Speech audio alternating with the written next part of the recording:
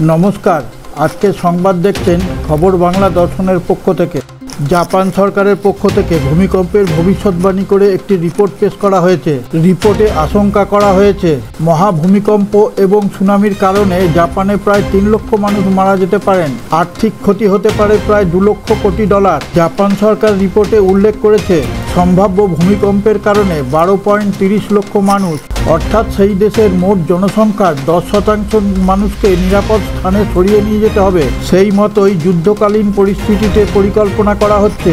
নানকাই স্ট্রপ Shizuoka থেকে Kyushu পর্যন্ত 800 kilometre পর্যন্ত বিস্তৃত সমুদ্রতলের বিচ্যুতি ঘটেছে। 2024 সালের আগস্টে সমুদ্রের তলদেশের ওই এলাকা নিয়ে প্রথমবার সতর্কতা জারি করেছিল জাপান। টোকিওর যুদ্ধ তৎপরতা দেখানোর কারণ অস্থির টেকটনিক পাতের কার্যকলাপ।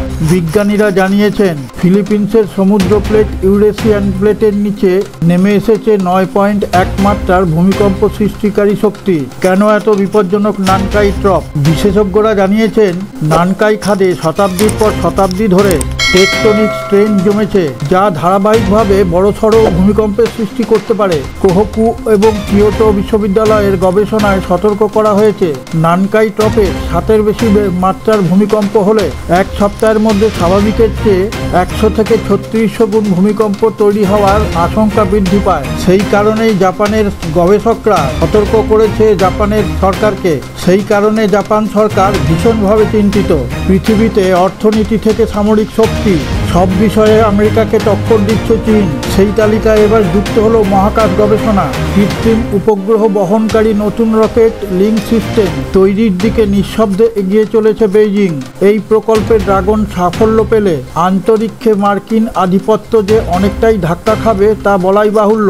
শেষ সূত্রের খবর, নতুন রকেট লঞ্চিং ব্যবস্থায় কোনো শক্তিশালী ইঞ্জিন ব্যবহার করবেন না চীনা মহাকাশ বিজ্ঞানীরা, বরং তড়িৎচুম্বক শক্তির দ্বারা যানটিকে অন্তরিক্ষে পাঠানোর পরিকল্পনা রয়েছে তাদের। এতে কৃত্রিম উপগ্রহগুলি তীব্র গতিতে যাবে, পাশাপাশি তাদের কক্ষপথে প্রতিষ্ঠা করতেও সমস্যা হবে না।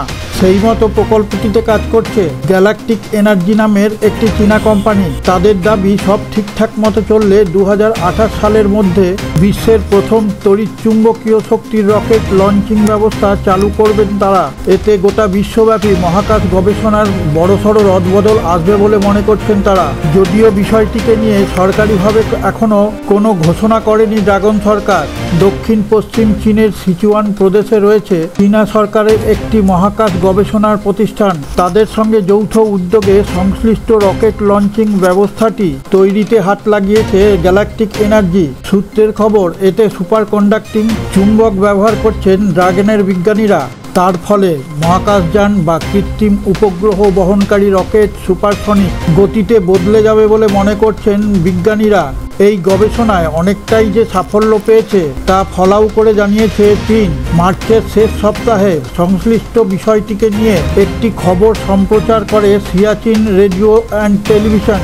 সেখানে বলা হয় উচ্চাভিলাষী তড়িৎচুম্বকীয় রকেট লঞ্চিং ব্যবস্থার প্ল্যাটফর্ম ভালোভাবে পরীক্ষা করা হয়েছে। এতে সিচুয়ানের স্থানীয় সরকারি কর্তাদের সঙ্গে China aerospace science and industry কর্পোরেশনের পদস্থ অফিসারেরাও ছিলেন। 2016 সালের সম্পূর্ণ নিয়োগ প্রক্রিয়া বাতিল করে দিয়েছে সুপ্রিম কোর্ট পশ্চিমবঙ্গের স্কুল সার্ভিস কমিশনের। এর ফলে 25,753 জনের চাকরি বাতিল হয়ে গিয়েছে। এই সংক্রান্ত মামলায় এর আগে কলকাতা হাইকোর্ট যে রায় দিয়েছিল, ওই রায় অনেকাংশেই বহাল রেখেছে দেশের সুপ্রিম কোর্ট। হাইকোর্টের রায়ের সামান্য কিছু অদল বদল আনা হয়েছে মাত্র। প্রায় 26,000 চাকরিহারাদের মধ্যে এমন কেউ আছেন যাদের এতদিনের বেতনও ফেরত দিতে হবে। তারা কারা? রায়ে তা নির্দিষ্ট করে বলে দিয়েছে আদালত। সুপ্রিম কোর্টের 41 পৃষ্ঠা রায়ে তা বর্ণনা রয়েছে। সুপ্রিম কোর্টের প্রধান বিচারপতি সঞ্জীব খান্না এবং বিচারপতি সঞ্জয় কুমারের বেঞ্চ জানিয়েছে 2016 সালের নিয়োগ প্রক্রিয়ায় যারা চাকরি পেয়েছেন তাদের মধ্যে প্রশ্নাতীতভাবে যারা অযোগ্য হিসেবে গণ্যিত হয়েছেন তাদের চাকরি বাতিলের সঙ্গে সঙ্গে বেতনও ফেরত দিতে হবে। এই ধরনের প্রার্থীর সংখ্যা প্রায় 7,000।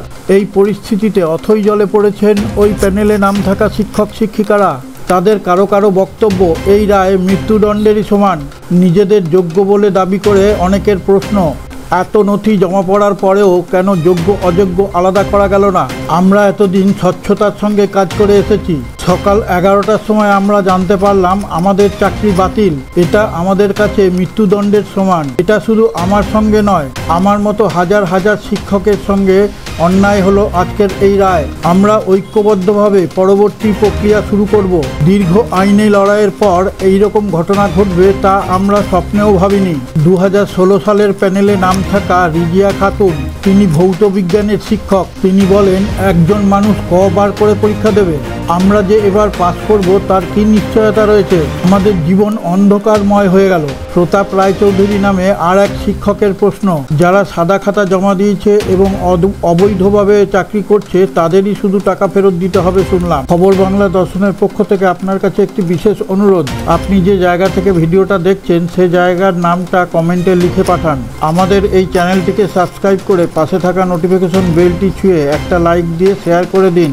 তাহলে আমরা বিশ্বের নানা প্রান্ত থেকে খবর সংগ্রহ করে আপনাদের সামনে তুলে ধরার অনুপ্রেরণা পাব। ওয়াকফ বিল বিতর্কে লোকসভার স্পিকার ওম বিড়লা যখন অধিবেশন মুলতুবি ঘোষণা করলেন, তখন ঘড়ির কাঁটায় রাত 2:40। বিল নিয়ে বিতর্কের পাশাপাশি ভোটাভুটিও হয়েছে, কিন্তু সেই বিল বিতর্ক এবং ভোটাভুটিতে গড়হাজির ছিলেন তৃণমূলের 3 সাংসদ। তারা হলেন ঘাটালের সাংসদ অভিনেতা দেব, বীরভূমের সাংসদ অভিনেত্রী শতাব্দী এবং কোচবিহার থেকে প্রথমবার জিতে আসা সাংসদ জগদীশ চন্দ্র বসুনিয়া। লোকসভায় তৃণমূলের মুখ্য সচেতক কল্যাণ বন্দ্যোপাধ্যায় সে কথা জানিয়েছেন। ওয়াকফ বিল নিয়ে প্রথম থেকেই সরব ছিল তৃণমূল। যৌথ সংসদীয় কমিটির একাধিক বৈঠকে তোলপাড় ফেলে দিয়েছিলেন কল্যাণ। সেই তৃণমূলের 3 সাংসদ হাজির ছিলেন না লোকসভার ভোটাভুটিতে। এই প্রসঙ্গে আনুষ্ঠানিকভাবে কল্যাণ বন্দ্যোপাধ্যায় কিছুই বলেননি। তৃণমূলের সংসদীয় দল সূত্রের খবর, 3 সাংসদের ক্ষেত্রে কিভাবে এগোনো হবে তা দলনেত্রী মমতা বন্দ্যোপাধ্যায়ের সঙ্গে কথা বলেই ঠিক করা হবে। মমতাই তৃণমূলের লোকসভা ও রাজ্যসভার সংসদীয় দলের চেয়ারপারসন। সংসদে ওয়াকফ বিল সমর্থন করে চাপের মুখে বিহারের মুখ্যমন্ত্রী নীতিশ কুমারের দল জেডিইউ। ইতিমধ্যেই একাধিক প্রথম সারির মুসলিম নেতা দল ছাড়ার কথা ঘোষণা করেছেন। আরও কয়েকজন সেই পথে পা বাড়াতে পারেন বলে ইঙ্গিত দেওয়া হয়েছে। নীতিশের ঘনিষ্ঠ জেডিইউ নেতা তথা সে রাজ্যের বিধান পরিষদের সদস্য গুলাম হাউস সেটিকে মুসলিম বিরোধী বলে চিহ্নিত করে তা প্রত্যাহারের দাবি করেছেন। কোনো অবস্থাতেই ওই বিলকে সমর্থন না করার জন্য আবেদন জানিয়েছিলেন তিনি, কিন্তু সেই আর্জি নিষ্ফল হয়েছে। সংসদে লোকসভা এবং রাজ্যসভা 2 কক্ষেই বিল পাস হয়ে গেছে। ঘাউস অবশ্য এখনও আনুষ্ঠানিকভাবে দল ছাড়েননি, কিন্তু বিহারের জেডিইউ এর অন্য 2 প্রভাবশালী মুসলিম নেতা কাসেম আনসারি এবং মোহাম্মদ নওয়াজ মালিক দল ছাড়ার কথা ঘোষণা করেছেন। বিশেষ সূত্রের খবর, লালু প্রসাদের আরজেডিতে যোগ দিতে পারেন তারা। ওয়াকফ বিতর্কের মধ্যেই মুসলিম নেতা আলী আনোয়ার কংগ্রেসে যোগ দিয়েছেন। চলতি বছরের শেষেই বিহারে বিধানসভা ভোট হওয়ার কথা। ওয়াকফ বিতর্কের জেরে নীতিশ কুমারের হাতছাড়া হতে পারে বলে অনেকের ধারণা।